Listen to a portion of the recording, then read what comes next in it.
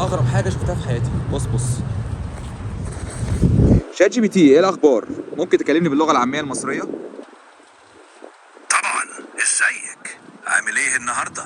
كله تمام. ممكن تقولي العربيه دي نوعها ايه؟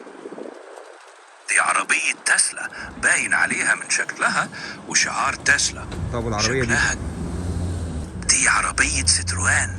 تقدر تلاحظ شعار ستروان استنى على مقدمة. وانا دلوقتي في محطه ايه بالظبط؟ يبدو انك عند محطة وارسو المركزية. المحطة نفسها معروفة ومميزة.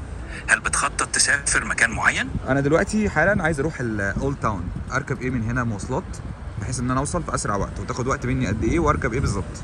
من محطة وارسو المركزية تقدر تركب الترام رقم 4 أو الباص رقم 116.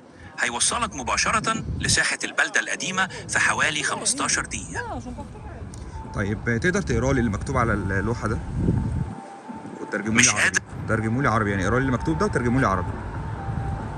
مكتوب على اللوحة تفويا سكورة تفوي فيبور، وده معناه بشرتك اختيارك بالعربي.